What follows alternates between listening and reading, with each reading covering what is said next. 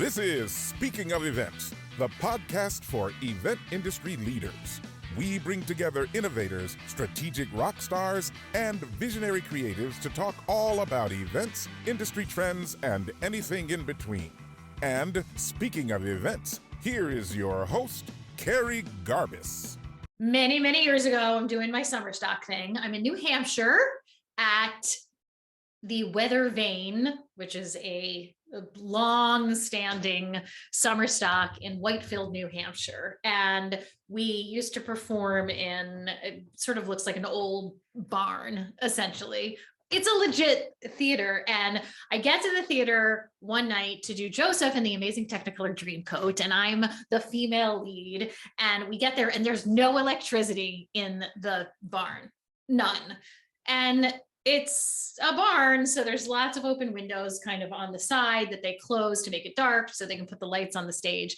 And so while stage management is trying to run around figuring like, how can we actually do this show without any electricity, which was fairly possible. They pulled cars up to shine headlights, open the window, shine headlights in, and they thought, okay, maybe we could do this. What they didn't think about was the actors backstage getting ready, because we're backstage in the back of a barn that was turned into dressing rooms with burlap doors. But that was the doors to our dressing room. And so it's extremely dark. There's no light whatsoever. And I got some poor, lovely intern at the theater to come and shine a flashlight on me, and like a real flashlight, because this is before cell phones. So we had to find a real flashlight. So she's shining it on the mirror and on my face and on my makeup and me trying to put it together. And I'm like, oh, this is crazy. I have never done anything like this whatsoever. As luck would have it, right before the show, the electricity comes on. All is well. The audience doesn't know anything that happened, and they just thought the show was delightful, which it was. If you've never seen Joseph and the Amazing Technicolor Dreamcoat, it's fun. It's family friendly. Audience loved it. And I share that story with you today because most of the event disasters, the audience doesn't know. They don't see it. It's the chaos that happens behind the scenes, behind the burlap door when the electricity goes out and you're trying to get cars lined up to light a stage. And my guest knows a lot about that, about the disasters that happen behind the scenes that the audience never sees. And I'm so excited to speak with today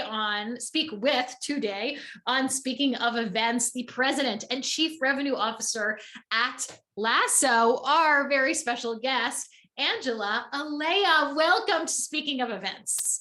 Thank you. Thank you for having me. I love your story. Therein lies the difference between live events and TV and film, right? There's no do-overs. It's the show must go on. I love it. That is so true. The show must go on. You know a lot about that, and I'm excited to talk about it. We're going to kick things off with the question I ask all my guests on Speaking of Events, which is, Angela, what's the one thing you wished more people knew about events? There's a lot I wish they knew, but if I had to boil it down to one thing, I think it's an appreciation for what it takes to create these amazing experiences that all of us get to consume. You know, it's very different when you're a consumer of these events. You go to an NFL game, your favorite music artist concert, a corporate event, a show on Broadway, a festival. I mean, there's so many different types of events out there. We show up, we pay our money, we're entertained, we have a great time, we learn something, and then we go home. We have no idea. I didn't have any idea until I joined this industry on what happens behind the curtain, what happens days, weeks leading up to it, the logistical nightmare. You know, the calmest part of any show is during the show. It's the best part because everyone can take a sigh of relief. The prep work's been done. If anything were going to come apart, it would have done it during, you know, the load in or setting it up or getting ready for it, the rehearsals. And the show, that's when it's time to sit back and enjoy and watch it. And as consumers, that's all we see. And so I wish more people understood really what all it takes, and with the amount of few resources they have to do it, because our industry is so underserved when it comes to good tools, good investments. So these companies, these event companies just continue to pull off these amazing experiences with very little there to support them. And so it's really fascinating. So my hope is people have a better appreciation, which I think they're starting to after COVID. I think people all missed the entertainment value of connecting with people, being entertained, showing up with your colleagues and peers and friends to do fun things. So thus the pent-up demand that I think we are all experiencing right now. Yes, absolutely. Pent-up demand is correct. And you touched on what I wanted to talk about, which was that we have less people supporting the industry. You had shared a stat with me I thought was fascinating, that 38% of the industry left because of COVID. Yep. Would you talk about that and talk about how do we get more people interested in this career? And this is something I've talked to a lot of people about in different facets of events. How do we get more people interested? How do we ingratiate this next generation into the industry? Yeah, that's such it. I spend probably too much time thinking about this, but it is such, the world would not be what it is without events and entertainment. It's just so core. And I think we take it for granted, and an event doesn't have to be a massive thing. It could be a half marathon you do with your friends. That's an event, right? It's a wedding. It's a graduation. It's so many things. It's not just these massive things. And yeah, it's a pretty crippling statistic. 38% left the industry. I mean, let's face it, all of us are in this industry. We were the very first to shut down. On the LASSO platform, we had the insight to see, because all of our customers are the event companies, we could see on our platform their events were canceling left and right. So we saw it coming, but we were the first to shut down and the very last to come back. And that is really crippling as an industry, especially when our industry didn't receive federal aid. Companies receive PPP money, thank God, because I'm not sure we would have an industry right now if that didn't exist. And that's a scary thought. But the reality is our industry still missed out on a substantial amount of federal dollars, because I don't think, again, we're not on the radar. We don't do a good job advertising how great we are, how important we are, how much we add to the economy and to the cities where, we're pumping in money to do these events with attendees. And so I think we as an industry need to do a better job really promoting ourselves and what we do and the importance of it. For business and for people personally, it plays such a big role. So when 38% of the industry left, it's crippling, because events are back now and they are back in full force. And when you've got more demand, more events to produce with 38% less people and less gear, gear was not being manufactured. There was no R&D. You're right. There was none of that, right? You're right. And so, that's in high demand too. And so, these companies are being tasked to do more with less resources, less people, fewer budgets, because I think a lot of these companies aren't educated on what it means to do a hybrid event. My hope is at some point we can just call them events, right? They're going to have a live component and a virtual. They're just called an event. But understanding that takes more budget to reach a bigger audience, and I think there's so much education and so much catching up as an industry that we need to do now that we've kind of got our footing on solid ground again. So I think there's a lot. And I think the number one thing, kind of to your point, that we as an industry can do is we got to bring people back, and we got to entice this next generation of event professionals to join our industry. It is such a cool industry. I mean, we at LASSO, we lead with it because we're like, our customers do cool things. They produce the Oscars, the Grammys, the NFL, the MLB, like all the big conferences, like all your favorite music artists, I'm pretty sure they were produced on our platform, so it's cool to be able to lead with those things. And I think those of us that are in it, we just take that for granted, how cool it is. And so I think when we can talk about it more, we can pull this next generation in. And, it's not a bad thing, because we got a do-over. And I'm just going to say it, probably going to get clobbered for it, but I think our industry had a lot of really bad habits. A lot of things that they needed to change. and do differently to make their lives easier, their employees' lives easier, their customers' lives easier, and the consumer experience better. And so my hope is we don't go back to the bad habits, but instead continue moving forward and do everything we can to entice people to join all the cool stuff we get to do. I think you're in good company. A lot of people have been talking to me about that it was a opportunity for reset and to take stock of some of those, what you call bad habits. Absolutely. Yeah. And those who are not taking stock and looking at that have missed opportunities to improve and change and morph and all the things that COVID allowed us to do. Yeah. So you've mentioned LASSO, you're one of the founders, you're in event execution specifically, which is you're unique in that you're, I think, my first guest specifically in this space. So will you talk about LASSO and for those who don't know what you do? Yeah, absolutely. So LASSO was created to solve the problem that most event companies have, meaning not having good tools. Most events, they were produced on Excel spreadsheets, which is crazy to me. When you show up to an NFL game and to think, wow, all of this happened on an Excel spreadsheet. So again, not a lot of tools are entered into the event industry. And so we created the platform, we call it the People Platform for the live events and entertainment industry. It's all things related to people, everything from helping our customers who are the event companies, the production, the event staffing, anybody who touches the event. It's all about resources, right? And making sure you have the right people in the right slots doing the right things.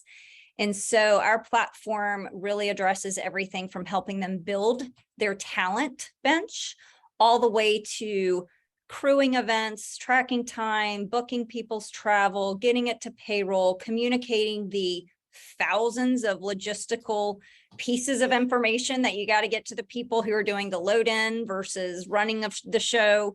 There's so many different moving components. And so we try to centralize that for these companies.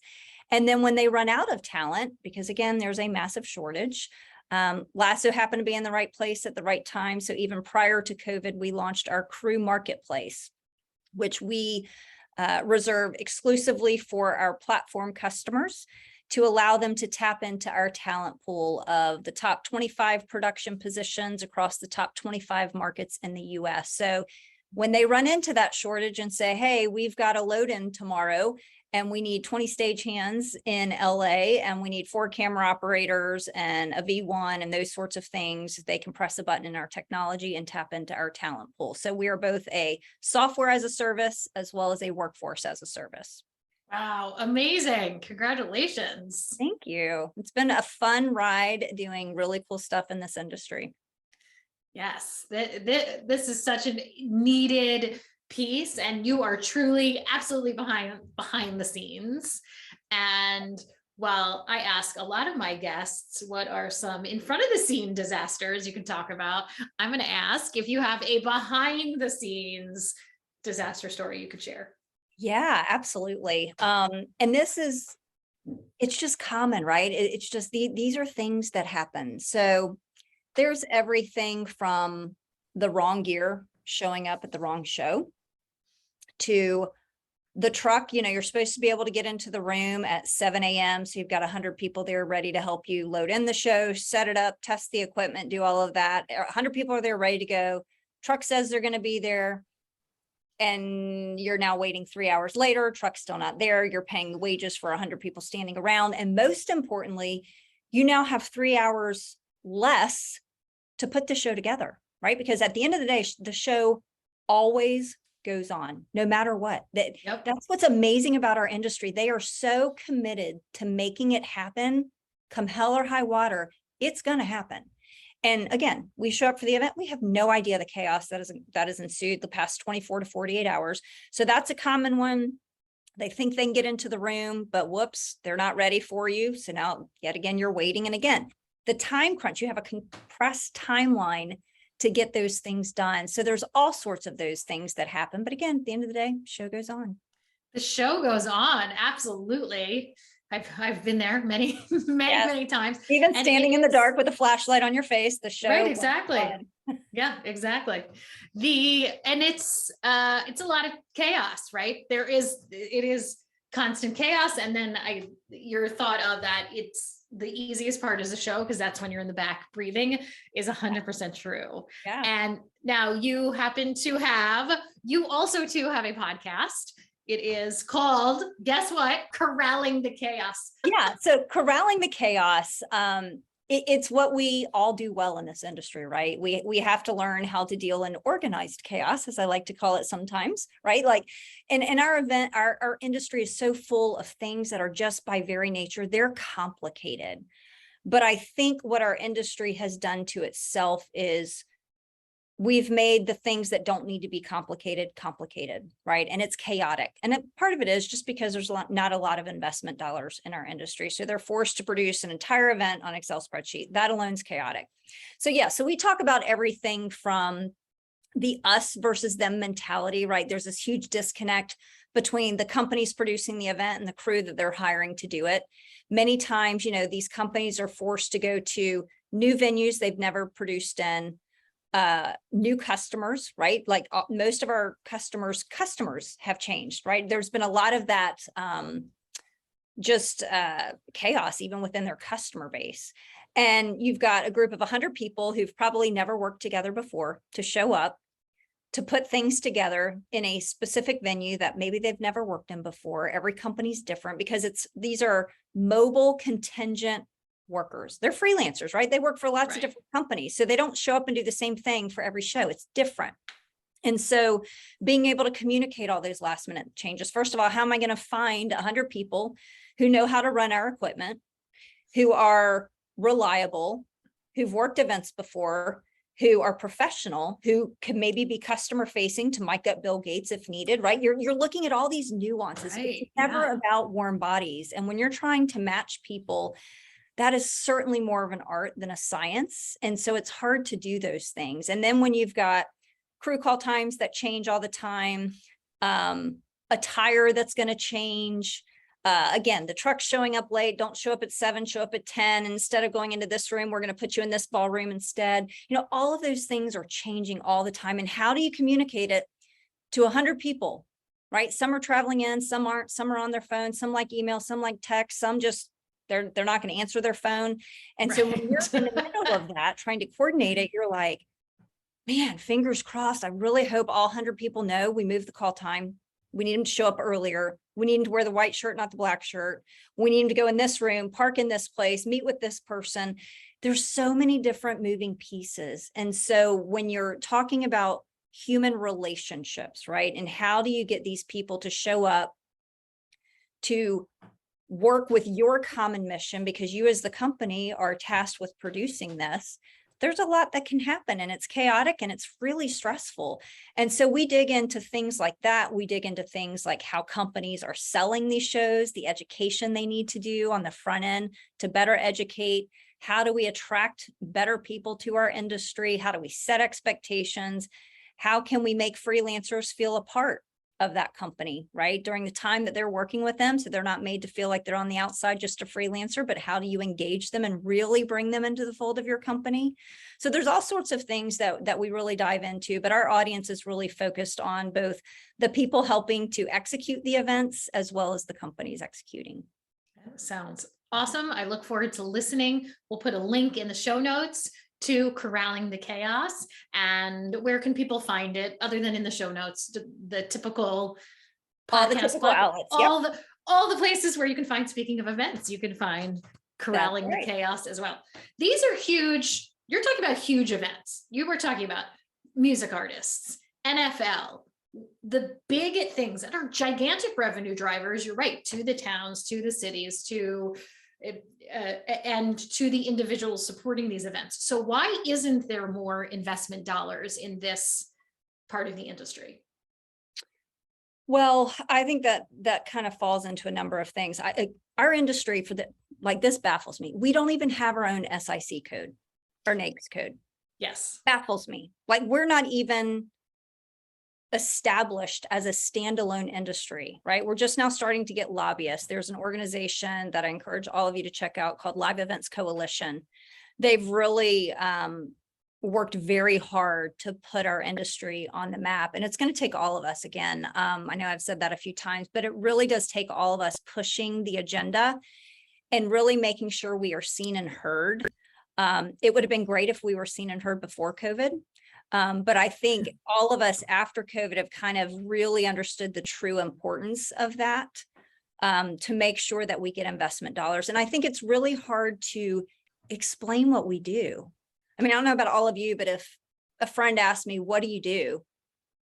I'm kind of stuck, right? Because it's like, well, you can get really technical, right? For those of you in technical positions, right? It's just so hard to understand what it really takes to produce these events. And so investors, a lot of times, again, they're consumers. The VC community, there's just not a lot of investment because I think our industry is really misunderstood and we haven't done a good job really tooting our own horn. Well, I'm here to toot it with you, loud and proud, for sure. Yeah. Absolutely. Oh, thank you for sharing that. I want to switch gears and talk about you a little bit.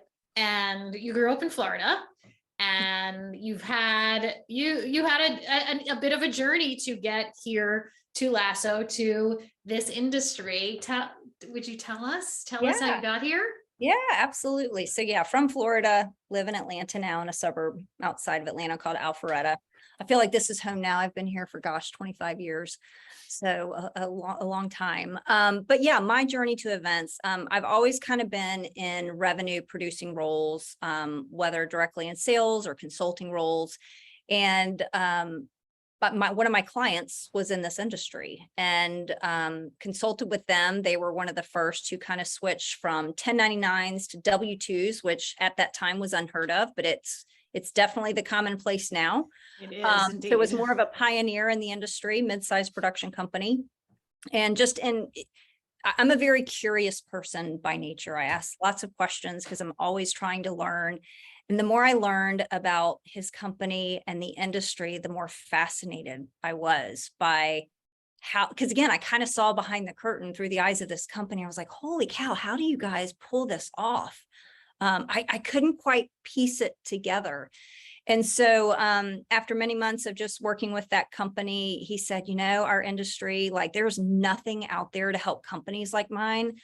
Let's go build something. Let's go do it. And so we spent the first 2 years meeting with lots of event companies, asking lots of questions before we wrote our first line of code. And so I've never looked back. I've never wanted to be a part of any other industry, because the more I ask and the more I dig, the more fascinated I am by what it takes. And you're still learning, I assume? Always. Absolutely. Yeah. And the face of events looks very different. The capabilities is changing all the time and evolving, which I think is super cool too. Oh yeah, absolutely. What do you see coming? Any crystal ball thoughts for you of what do you see coming? I loved your thought. Yes, right. If only we had If only. I mean, here's what I hope, and this is what I start to see coming together. I see a lot of new people entering, and I see an application of business on top of our industry. Whereas I think before it was full of a lot of creatives, and which is fantastic, but I think you have to mirror running a business with executing an event. A lot of people know how to execute an event, but they didn't know how to monetize it or really run the business. And I see that kind of shifting, which is, I think, great, because guess what? I think they're going to be able to, again, go after getting investment dollars, really understanding how to capitalize it, how to educate customers on what it takes to produce an event. So I see a lot of that happening. I think a lot of people who had been in the industry for many years left. And so I think having some fresh perspectives join is a really good opportunity for our industry. We've lost so much knowledge that stings to lose that. But I think there's some new perspectives coming in. And so I think the face of our industry is already beginning to look a little bit different. Wow. Thank you. Yes. How inspiring. Awesome. Thank you so much. All right, Angela, are you ready for the lightning express round? Okay. You're scared. Good. I'm Okay. like scared. Yeah, that's what I want in a guest. Nice and A little scared. dose. Yeah, it's a Right. healthy dose of It's good. fear. A healthy dose of fear. All right. We're going to All put right. 45 seconds on the clock. We've got 7 questions. Here we go. What is your favorite event that you've ever been a part of? I can't pick. I'm taking the bliss route. I can't pick. There's too many. Okay, that's fine. The coolest thing was, for those listening and not watching, is what your eyes did while you were thinking of that question. It was literally like a train, like you saw the journey on your face go from one side of the Like world to the flashback. other. It was That's right. amazing. That was Yes. that was the perfect answer in my opinion. Okay, number 2. Who do you consider your mentor? There's so many. There's women in my life that I think are a mentor just by being a woman who has a career. There's moms in my life who mentor me on just motherhood. There's business people who mentor me on business. There's people who mentor me on my faith. So it's not just one. I go to different people for different things. And I think that's important to have a lot of mentors around you. Absolutely. I'm very much from the school of surround yourself with people that are smarter than you. And absolutely wonderful. Question 3, what is your favorite podcast other than Speaking of Events and Corralling the Chaos? I've really been focused lately on Rev Genius. It's a very good one. It's full of revenue professionals who are focused on, building revenue. And that's part of what I'm tasked with here in my role. And so I'm always thinking of pricing models, go to market, how do you get more? Because the way people buy, it changes, I feel like, every single year. So staying on top of those things is important to me. Yeah. You are a Rev Genius, in my opinion. Thank you. Excellent. All right. Number 4, what do you do every day to stay healthy and sane? Well, I'm fortunate that I'm married to a personal trainer. Or I could say unfortunate to stay married to a personal trainer, depending on how we look at that. Right. I can see how that would feel. But we did decide that I preferred to have him as my husband than my personal trainer. So I found Pilates, and Pilates to me just feeds my soul. I've loved it so much. So that's what I'm into. I went on 2 dates with a personal trainer once. His name was Johan. Anyway, moving on. Number 5. For another time. A nice memory for me. Thanks, Johan. Okay, number 5. If you weren't talking to me right now, what would you be doing? Talking to one of our employees. I feel like I'm always talking to our employees, which I love. Oh, good. You mentioned this a couple times. So number 6, what is your favorite NFL team? The Falcons, for sure. Oh, obviously. In Atlanta, it's got to be the Falcons. And, my son would be devastated if I didn't say that. So Falcons for sure. Okay. Now we can listen to this episode. Great. Yes. And number 7, final question. What is the best way to take care of an event professional? Ooh, that's a good one. I think respect. That's the word that comes to my mind. Is just respecting the role they're in, the job they're tasked with, the stress level of it, and just having empathy and respect for what they bring to the table day in and day out. Absolutely. Well said. Congratulations. You have lived through the Lightning Express round. Yay. Awesome. Wonderful. Thank you. See, not much to be nervous about. Not too bad. Not too bad. Angela, Alea, where can people find you if they want to connect with you? Yeah, I'm most active on LinkedIn, Angela Alea. And then also you can reach out to me on my email, angela.alea, which is ALEA @lasso.io. LASSO. Does it do other? I'm making the lasso. Yes. Physical thing. What is it? What am I? I was going to say the physical sign, but I'm pretending I'm doing a lasso. Circling the lasso over your head. That's right. That's right. When you said lasso. Absolutely. Thank you, Angela Alea. We'll put your contact information in the show notes so people can find you. I highly recommend you connect. This is a different area of events than we've talked about and explored before on the podcast, and one very much worth checking out for sure. So thank you for sharing your time, insights, genius. Well, thank you so much for having me. This was a lot of fun. And thank you for what you're doing to kind of spread the word as well. This has been great. So thank you so much for having me. You're very welcome. As I said, we're tooting the horn loudly, both of us in right. different ways. So thank you again, Angela. Thank you to our audience for listening. So much good stuff in today's episode. And remember that if you like events, if you love events like we do, and even if you loathe events, we won't judge. Also tell somebody about this podcast. Give us some stars. Tell us how fantastic this listen was. Thank you again, Angela, for your time today. And remember, whatever you speak about, remember to be speaking of events. Till next time.